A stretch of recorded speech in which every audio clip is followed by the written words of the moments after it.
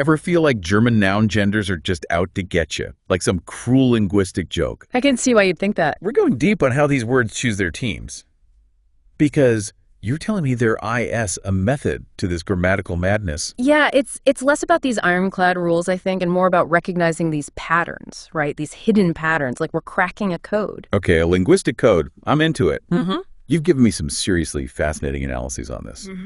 And every noun, it has to pick a side, right? Masculine, feminine, or neuter. No fence-sitters. Exactly. And this is something that's like totally foreign to English speakers, right? Because we think, okay, table, that's a thing, right? Right. But in German, that's not just a table, it's their Tisch. Right. Right from the get-go, it's got that masculine energy. Okay, so in that, the trick? Just memorize there, das, in front of every single word. That's definitely like a starting point, a common strategy people use. But the real magic, I think, happens when you can start to see these little clues sprinkled throughout the language and your source material goes deep into this, especially with suffixes. Suffix is like a secret code for genders. A little more. Yeah, exactly. It's like if you see ekit at the end of a word, you can almost bet money it's going to be feminine, right? Die Freundlichkeit. It means friendliness. Even if you don't know what that means, right? That ekit is like, hey, I'm feminine. Okay, so I can use suffixes to, like, predict the gender even before I know what a word means. Exactly. Oh, that is so helpful. They're like little gender beacons, these things. Or another one, if you see something like ekin or lane, okay, usually a dead giveaway for a neuter noun. Like das Mädchen. There. It's got that chin right on it, making it neuter. So it's like they're waving these little flags. You got it. And these patterns are way more reliable than you might think at first glance, right? Okay. But like any good code, German likes to throw in, Oh, there's exceptions. a few curveballs. Hit me with the good one. How about this? Das Genus, which actually means gender, is itself neuter. You would think with that notice, right? You'd think masculine, yeah. German likes to keep us on our toes. That's hilarious, though. It is what it is. So suffixes, helpful, but maybe you don't bet the farm on it? Yeah. What else can help me, like, crack this code? You know, sometimes the word's meaning itself can actually give you a little clue, and this is where it gets a little more philosophical, I think. A philosophical grammar debate. Now you're speaking my language. Right. So think about it, right? Like, a lot of words for male beings are generally masculine, right? Like der Mann, der Stier. Okay, yeah. Makes sense. Makes sense, right? But here's where it gets kind of cool. Okay. Even if the word itself doesn't actually change, you can often use the feminine article to specifically call out, like, the female counterpart. So instead of just saying the bull, you can say die männliche Jana. The male giraffe. So you're specifying. Specifying, exactly. So the word stays the same, but that article is doing all the heavy lifting there. It's highlighting that nuance, right? German can be so precise with that. That's fascinating. So, like, even more clues kind of baked into the language. But how reliable are these meaning clues compared to those telltale suffixes? You're right to be cautious, right? It's definitely not as foolproof as some of those patterns with the suffixes, but meaning can sometimes point you in the right direction. Meaning, helpful hint, not a guaranteed win. Now, what about those famously long German compound words? Are there any shortcuts with those? Thankfully, yes. Compound words, they inherit the gender of their final word, which is great. So you take a behemoth, like das Wörterbuch, which is dictionary, right? Right. You break it down, it ends with book, which is neuter, so the whole thing becomes neuter. Thank goodness for small victories. Right. Okay, so we've got to talk about these English loanwords. They seem to, like, sneak into every language. They get everywhere. Is there any rhyme or reason to their genders in German? It's interesting, right? Because sometimes they sort of take on the gender of a similar German word. But other times, their form in English gives us a clue, which is really cool. Give me an example. I need to know. Okay, so take words. Super common in English. If it's an action in German, usually neuter. Das Meeting, right? Okay. Stays the same.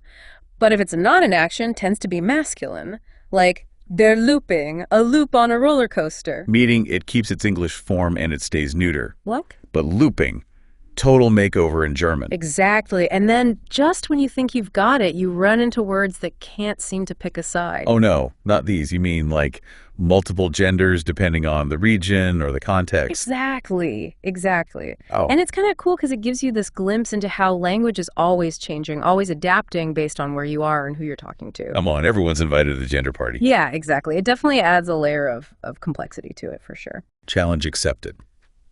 But before we wrap up this part of our deep dive, we got to talk about job titles in German. I've heard those can be tricky. Yeah, they're definitely a bit of a minefield. So traditionally, German used the masculine form as like the default, even for women. Like how in English we used to have actress or waitress, but we're moving away from that now. Yeah, exactly. What about German? Catching up. Oh, for sure, for sure. And so what you'll often see is the feminine form being created by just tacking in on the end. So like teacher becomes Lehrerin if it's a woman, but it goes even beyond that. Okay, even more inclusive. Tell me. Yeah, so now it's super common to see job listings that'll either list both the masculine and feminine forms, or they'll even do that. Männlich divers. What is that? Yeah, it stands for männlich weiblich divers, meaning male female diverse. Oh, I love that. I love how language is reflecting those, those really important shifts towards inclusivity. Absolutely, yeah. It's a beautiful example of how language isn't static, right? It's always evolving to mirror the times. It's true. Okay, that was a whirlwind tour. My brain is like officially overflowing with German noun genders. A lot to take in. Before we dive into even more details, though, let's pause here and let everybody process all this. We'll be back soon with part 2 of our deep dive. And we're back, diving right back into these fascinating German noun genders.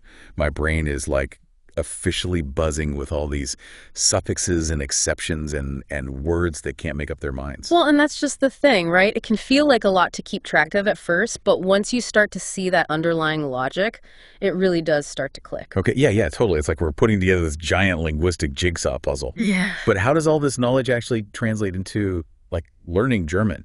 Right. It's one thing to analyze it, but how do you use it? That's the million-dollar question. And actually, your source material really emphasizes this idea that recognizing these patterns, it's not just about passing a grammar test, right? It's about actually changing the way you approach the language itself. Okay, I am so curious. How so? Well, just imagine this. Instead of memorizing, der, da, das in front of every single word by brute force, you start to just like anticipate the gender based on the word's ending or even like its meaning. So it becomes less about rote memorization and more about developing like an intuition. Precisely. Like any skill, you start with the conscious effort, but then over time, it just kind of seeps into your subconscious and becomes almost instinctive. Oh, yeah. Like imagine you see a new word, die Schönheit. That means beauty. Okay. Even if you don't know what that means, right? Your brain just goes, hey, Schönheit. Yeah. Feminine right there. Right. And you're right. It's like developing this whole other sense for these things. Yeah. That aha moment when you can like correctly predict a noun's gender, it's so satisfying. It is. And those little victories, they build your confidence. And frankly, they make the whole learning process a lot more enjoyable, I think. Oh, absolutely. Yeah. It feels more like solving a puzzle than like just cramming your brain full of random rules. Like you're unlocking this like secret level of the language. Exactly. It's that feeling of discovery, of mastery, and that's what makes it so rewarding, right? Absolutely. And it's connecting with like a different way of seeing the world. And speaking of which, you mentioned earlier that like grammatical gender, it might actually even change how we perceive reality.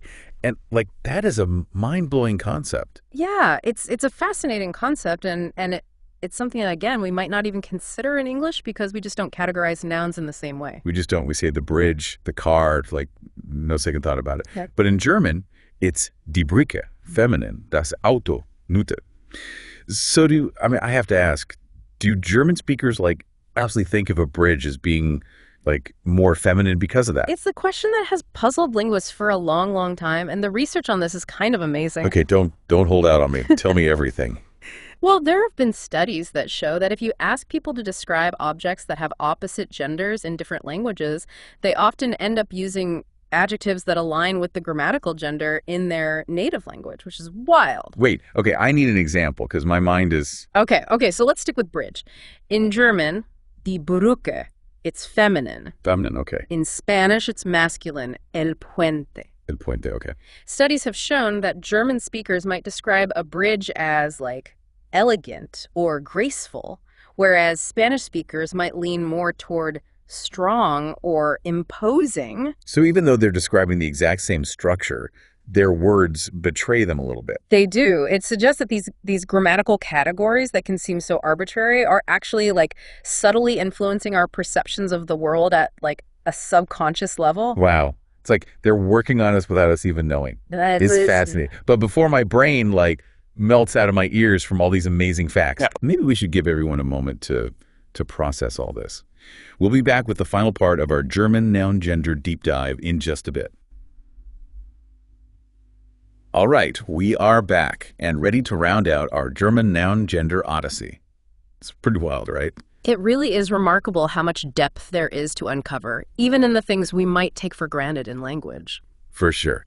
And before we wrap up, I kind of want to circle back to that mind-blowing idea you shared, that grammatical gender could be shaping our worldview. It's like incredible to think that these categories that seem, kind of random at first glance might actually influence how we see things. It's a really intriguing concept, and your source material, it actually touches on some pretty big implications there. Ooh, like what? Don't leave me hanging. Well, think about it this way. If languages can have this impact on how we see objects, do you think that learning German could actually shift your perspective in some ways, even subtly? Like, could it make you more attuned to certain nuances? Or even challenge some assumptions you have about the world? Wow. Okay, that is a question I'm going to be chewing on for a while. It's like learning German isn't just about like the grammar and the words themselves. It's about like really stepping into a different way of thinking altogether. Exactly. It's about expanding your mental horizons, and realizing that the way we experience the world, it's so interconnected with the languages that we speak. This whole deep dive has been so eye-opening. We started with what seemed like a pretty straightforward question about German noun genders, and look where we ended up. It's amazing how something as foundational as grammar can lead us to such profound questions about like language and culture and even, the nature of perception itself. It really makes you realize that language is anything but random or arbitrary. It's like this tapestry that's woven together from history and culture and even, like you said, our own cognitive processes. Beautifully said. And learning a new language, it's like gaining the ability to appreciate that tapestry from a whole new perspective. I love that. So to our listeners out there, as you continue to explore the world of German, just remember, you're not just picking up a language, you're embarking on a journey. And who knows, it might even change the way you see the world. And maybe, just maybe, it'll make you take a second look at your own language and how it shapes your thoughts and perceptions too. Something to think about. It definitely is. And on that note, we've reached the end of our deep dive into German noun genders. Thanks for joining us on this linguistic adventure, and until next time, happy learning, everybody.